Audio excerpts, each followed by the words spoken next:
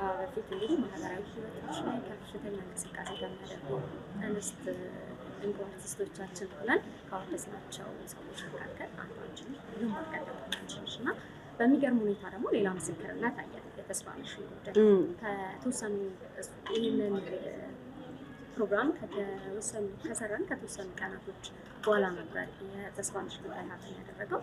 ከዛ ሁሉም ሰው የተረባረበበት ጉዳይ ነበረ።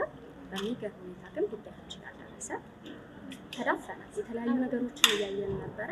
በሚገርም ሁኔታ ደግሞ ከዛ ለቅሶ በአንድ ወደ ሳቅ ተመለሰችው።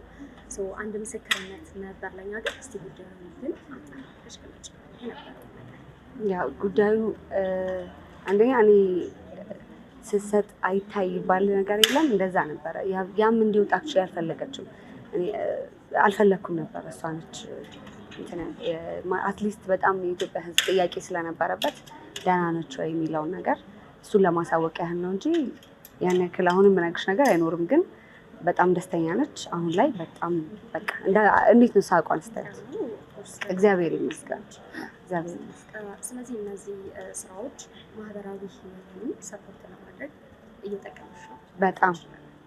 በጣም አሁን ደግሞ ከሚዲያ ጋር ደግሞ መጀመሪያ ቅድም እንደተናገርኩት በጣም የወደድኩላቸው ነገር ማህበራዊ ጉዳይ ላይ ኤኒታይም አለን እናግዛለን ስላሉ በጣም የገዙኝ ነገር እሱ ነው። ከዚህ በፊትም እንግዲህ እንደሰማሽ በጣም ብዙ እርዳታዎችን አድርገዋል እና ከነሱ ጋር በጣም ብዙ ነገሮች እንሰራለን። እኔ በእንደዚህ አይነት ስራ ላይ መስራት እወዳለሁ እንትኔ ነው።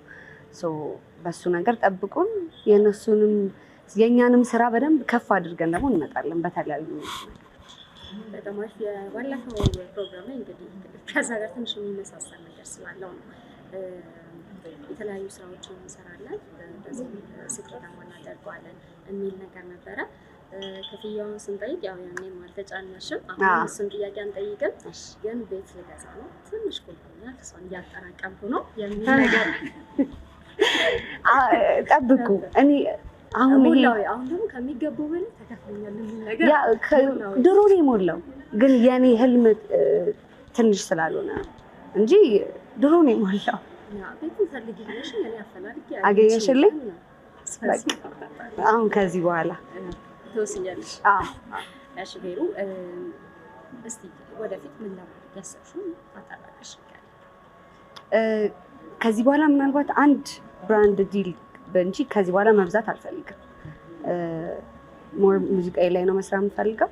ግን ደግሞ ኃላፊነትን ማወጣትና ማስመስከር ኦኬ እንደዚህ መስራት ይቻላል የሚለውን ደግሞ ማሳየት እፈልጋለሁና አሰ ብራንድ